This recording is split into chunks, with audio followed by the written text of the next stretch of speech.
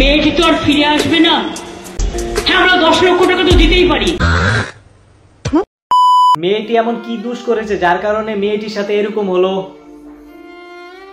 অপরাধীদের শাস্তি চাই।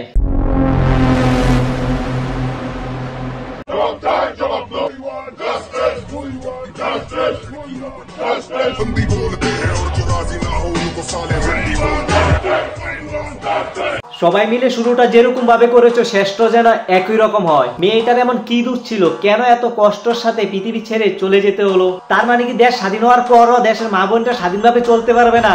একই জিনিস কেন বারবার হচ্ছে? আমরা অপরাধীদের সঠিক শাস্তি চাই। যতক্ষণ পর্যন্ত অপরাধীদের সঠিক শাস্তি না দেওয়া হবে ততক্ষণ পর্যন্ত আমরা থামবো না। রাজীব নামে একটা ছেলে কইতাছে যে রোস্টিং ভিডিও যারা করে তারা নাকি ত্রিপুরা কালচারটারে খারাপ করতেছে। তার উদ্দেশ্যে আমি কিছু কথা কইতে চাই। এই যে মেয়েটা নিয়ে সবাই প্রতিবাদ করতেছে, প্রথমে কিন্তু দা বঙ্গায় ছোট্ট ছেলে যারা রোস্টিং ভিডিও করে তারা শুরু করছে। ঠিক বলেছিস। তারপরে যেমন নানু, মিস্টার হুঞ্চ, বিশাল, গুড্ডু তারাও কিন্তু রোস্টিং ভিডিও করে, তারাও কিন্তু এই মেয়েটাকে নিয়ে প্রতিবাদ করতেছে। তার মানে আমরা বুঝতে পারলাম কোনো কিছু ভুল হওয়ার পর যারা রোস্টিং ভিডিও করে তারাই কিন্তু এটা নিয়ে প্রতিবাদ শুরু করে। এবার অনেকে আবার কমেন্ট বক্সে জ্ঞান দিবা যে হ্যাঁ রোস্টাররা বাদে কি আর অন্য কারোর কি প্রতিবাদ করতেছে না নি? হ্যাঁ করতেছে, যেমন সিপাহীজলা এন্টারটেইনমেন্ট, সঞ্জয় ঘোষ ব্লগ, আরো অনেকে আছে যারা প্রতিবাদ করতেছে।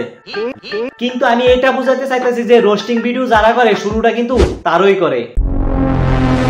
যারা ব্লগ ভিডিও শুট করে তাদের কাজ হলো প্রকৃতির সৌন্দর্য তুলে ধরা, আর যারা রোস্টিং ভিডিও শুট করে তাদের কাজ হলো সত্যিটাকে তুলে ধরা। তাহলে রাজীব কিভাবে কইতে পারলো যে রোস্টিং ভিডিও যারা করে তারা ত্রিপুরা কালচারটা খারাপ করতেছে? এই প্রশ্নের উত্তর চাই। আর হ্যাঁ, রাজীবের পেজে গিয়ে আমি অনেকক্ষণ খোঁজাখুঁজি করছি, কিন্তু এখনো পর্যন্ত দেখছি না যে মেয়েটা নিয়ে কোনো কিছু কইতে। ভিডিও শেষে আমি একটা কথা কইতে চাই, অপরাধীদের সঠিক বিচার চাই।